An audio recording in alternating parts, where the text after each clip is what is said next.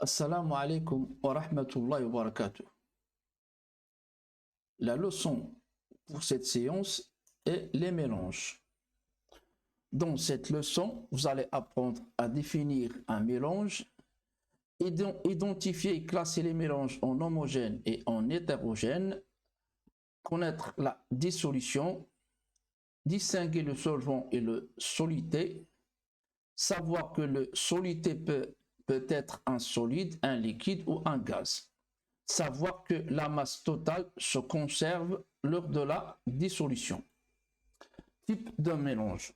On va commencer tout d'abord par définir c'est quoi un mélange. Un mélange est constitué de deux ou plusieurs substances différentes. Il existe deux types de mélanges. إذا خليط كيتكون على الأقل من مادتين مختلفتين. Mélange hétérogène خليط غير متجانس. Un mélange dont on distingue à l'œil nu au moins deux constituants est un mélange hétérogène. Exemple, l'eau trouble, الماء العكر, مثال هذا, le jus d'orange, عصير البرتقال. خليط غير المتجانس كنقدروا نميزوا فيه بين مادتين مختلفتين على الأقل. Mélange homogène. Un mélange dont on ne distingue pas à l'œil nu les constituants est un mélange homogène. Exemple, l'eau minérale, l'eau colorée, الماء المعدني والماء الملون. Voilà un exemple de l'eau colorée. الخليط اللي كيتميز بمظهر واحد أو كنلاحظوا فيه مكون واحد فهو خليط متجانس. La dissolution dans l'eau. الذوبان في الماء. Activité et observation. On ajoute à l'eau une petite quantité de sel. Après l'agitation, tahrik, il y a dissolution totale, dawaban kulli, c'est-à-dire que le sel disparaît complètement dans l'eau. Le mélange obtenu est un mélange homogène. Si on ajoute une grande quantité, la dissolution est partielle, dawaban juz'i. On obtient un mélange hétérogène qui contient une solution saturée. Si on ajoute une quantité de sable à l'eau, après l'agitation, on obtient un mélange hétérogène car le sable ne se dissout pas ou bien n'est pas soluble. On parle de la dissolution dans l'eau ou bien la solubilité dans l'eau. Conclusion. Le sel est soluble dans l'eau. قابل للذوبان في الماء أو تذوب في الماء. L'eau est le solvant المذيب. Le sel est le soluté. الملح المذاب. Le mélange homogène obtenu est appelé solution. الخليط المتجانس اللي كنحصلوا عليه بعد الذوبان كيتسمى محلول. نقدروا نقولوا solution aqueuse, محلول مائي. المذيب هو الماء, le solvant est l'eau. Ou bien on peut dire solution salée, محلول الملح. Le sable est insoluble dans l'eau. التراب لا يذوب في الماء. Type de solution. Une solution diluée, محلول مخفف, contient peu de solidité. Une solution concentrée contient beaucoup de solidité. تنتكلموا على solution concentrée هي محلول مركز. هذا ملي كنقارنوا محلولين اللي كيحتوي على الملح اكثر فهو محلول مركز. بطبيعه الحال كنقارنوا نفس الحجم وكنشوفوا كل المحلول شحال فيه ديال المذاب. اذا انا ذاك اللي كيحتوي على المذاب اكثر فهو المركز او المحلول المركز solution concentrée. Une solution non saturée peut encore dissoudre du solité. Par exemple, une solution concentrée est une solution non saturée. يعني محلول غير مشبع. C'est quoi une solution saturée? Une solution saturée ne peut plus dissoudre d'eau solité. Bon, c'est pourquoi on a dit ici une solution non saturée peut encore dissoudre du solité. Par exemple, une solution diluée peut encore dissoudre du solité. La même chose pour la solution concentrée. Mais la solution saturée ne peut plus dissoudre de solité. Bon, ici, il ne faut pas confondre la fusion et la dissolution. La fusion est un changement d'état, c'est le passage de l'état solide à l'état liquide.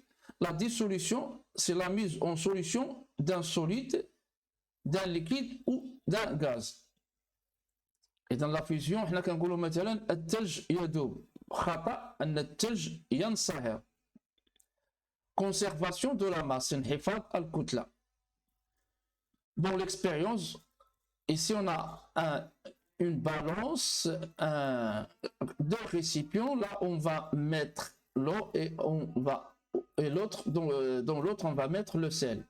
Bon, on appuie avant de mettre l'eau et le sel, on a appuyé sur le bouton tard.